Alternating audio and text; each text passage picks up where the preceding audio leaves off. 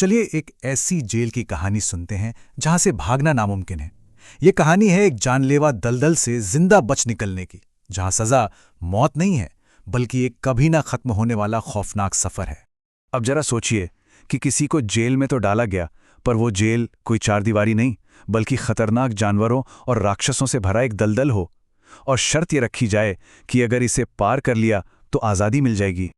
तो ये कहानी है XT89 नाम के एक ग्रह की, जहां टोटल कंट्रोल सिस्टम का राज चलता है। ये सिस्टम लोगों की नौकरी से लेकर उनके जीवन साथी तक सब कुछ तय करता है, और इसके खिलाफ जाने की सजा मौत से भी बदतर है। तो चलिए कहानी के पहले हिस्से में चलते हैं और मिलते हैं उन किरदारों से जिनकी किस्मत उन्हें इस नामुमकिन सजा की ओर खींच लाई है। इस खतरनाक सफर पर निकले हैं 3 लोग जिनकी किस्मत अब एक दूसरे से जुड़ चुकी है। पहली है क्रिस्टी, जिसके दिल में सिस्टम के खिलाफ बगावत की आग चल रही है। दूसरा है अरविन, एक बेहद रहस्यमयी शख्स जिसके इरादे कोई नहीं जानता। और तीसरा है यूस्ट, एक पुराना कैदी जो इस दलदल के हर खतरे को पहचानता है। तो इन कैदियों को सजा मिली है एक नामुमकिन मिशन की, 300 किलोमीटर का जानलेवा दलदल पार करके खुशियों के द्वीप तक पहुंचना है। एक ऐसा सफर जिसे आज तक कोई भी पूरा नहीं कर पाया। अब आते हैं कहानी के दूसरे हिस्से पर और देखते हैं कि इस दलदल का असली खतरा क्या है। और ये खतरा इंसानों से कहीं ज्यादा खौफनाक है। ये है यहाँ छिपे हुए खौफनाक जीव।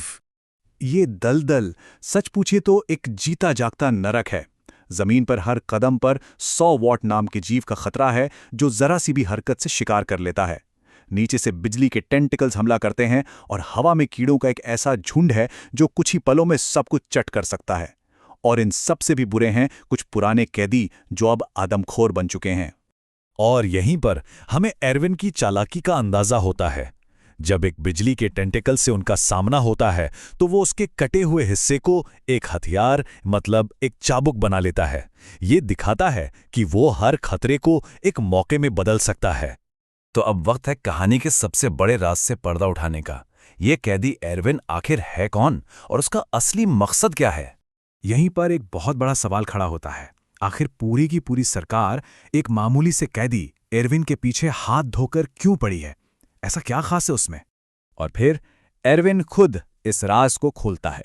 वो बताता है कि वो कोई आम कैदी नहीं बल्कि राष्ट्रपति का पूर्व सलाहकार था, और उसका दावा है कि ये पूरा टोटल कंट्रोल सिस्टम उसके बिना चल ही नहीं सकता। और तब जाके हमें समझ आता है एरविन का पूरा मास्टर प्लान, जिसके 3 हिस्से थे। पहला कदम जानबूझकर पकड़ा जाना ताकि उसे सजा के तौर पर दलदल भेजा जा सके। दूसरा, अपनी खुफिया जानकारी का इस्तेमाल करके इस दलदल से जिंदा निकलना। और तीसरा और सबसे बड़ा दाव ये था कि उसकी गैर मौजूदगी में टोटल कंट्रोल सिस्टम अपने आप क्रैश हो जाएगा और पूरी सरकार को उसके सामने झुकना पड़ेगा। तो अब हम पहुंच चुके हैं कहानी के क्लाइमैक्स पर। रॉटन शोल नाम की जगह पर कैदियों और अधिकारियों के बीच होने वाली उस आखिरी लड़ाई में इस आखिरी टकराव की वजह बनता है यूस्ट, जो अब इतना हताश हो चुका है कि वो एरविन और क्रिस्टी को पकड़ लेता है।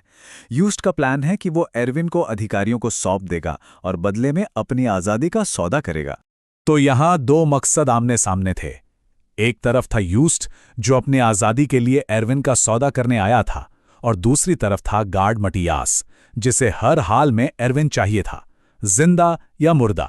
यूस्ट को लगा कि उसने चालाकी से मटियास को निहत्था कर दिया है, पर उसे यह नहीं पता था कि मटियास के पास एक और छुपी हुई बंदूक थी और उसमें असली गोलियां थीं। और ठीक उसी पल जब लगता है कि सब खत्म हो गया, कहानी में एक मोड़ आता है। जैसे ही मटियास एरविन और क्रिस्टी को मारने वाला होता है, बुरी तरह घायल यूस्टा अपनी आखिरी ताकत लगाकर मटियास पर हमला कर देता है और उन दोनों की जान बचा लेता है। कहानी के आखिर में हम देखते हैं कि इस जानलेवा सफर से बच निकलने के बाद क्या हुआ और इस जीत की असली कीमत क्या चुकानी पड़ी। जब वो अपनी मंजिल पर पहुंचते हैं ना, तो एक बहुत ही कड़वी सच्चाई उनका इंतजार कर रही थी। वो खुशियों के द्वीप जिनके सपने ने उन्हें यहां तक पहुंचाया, वो असल में कोई द्वीप थे ही नहीं।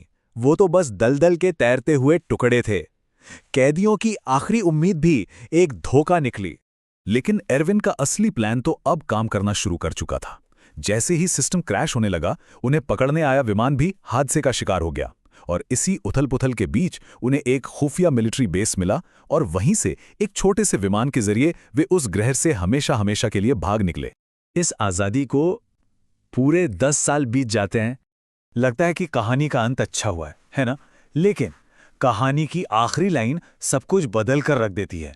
10 साल बाद उस ग्रह पर एक नया सिस्टम आता है जो पुराने वाले से भी ज्यादा खराब साबित होता है। और ये कहानी हमें एक बहुत ही गहरे सवाल के साथ छोड़ जाती है। अगर एक तानाशाही सिस्टम को हटाकर उसकी जगह दूसरा, उससे भी बुरा सिस्टम आ जाए, तो क्या इसे सच्ची आज़ादी कहा जा सकता है?